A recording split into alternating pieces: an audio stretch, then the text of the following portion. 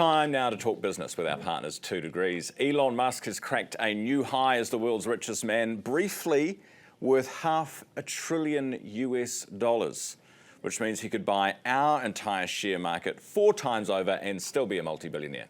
Garth Bray, BusinessDesk with us. Hey Garth. It's nice to dream, isn't it? Well, it's a lot of money, isn't it?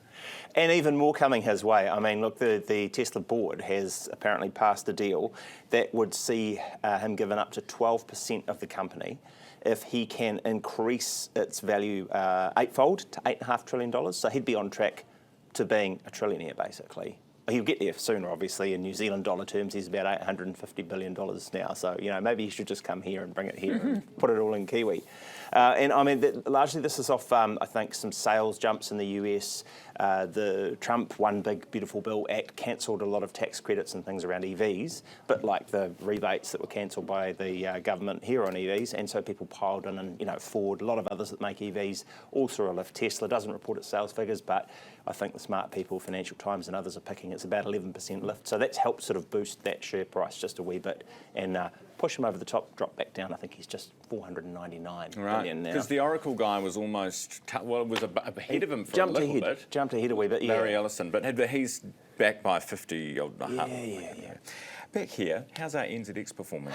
The NZX that Elon could buy 4 times over, yes. Look, you have to say it's seen better days. And this has, I guess, been put in some sharp focus this week with 2 takeover offers that could take companies private and take them off the market. That's 4 that we've lost earlier this year, so it could be half a dozen going off the market.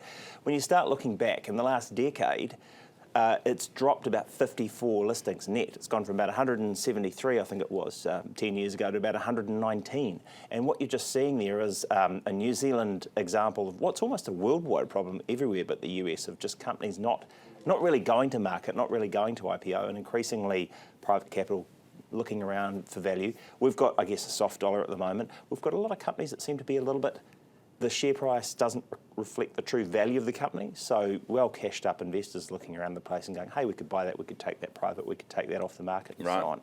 And that, which is not great when you consider that this is a way that, you know, mum and dad investors potentially get a chance to participate in the gains. As soon as these things go private, they kind of get locked away. Hey, we had Meridian on the show yesterday talking about some of the projects that they might want to put forward to the government. Do we have any idea what projects might be put forward for some mullah? Yeah, a little bit of a clue. So we got the government's started issuing tenders for things that it might like to sort of see. It's put out a tender for a certifying engineer, sort of a consulting engineer, to run an eye over the scope and design and standards for that new LNG terminal that it was talking about building. Basically, someone to umpire the bids as they come in, early stage stuff.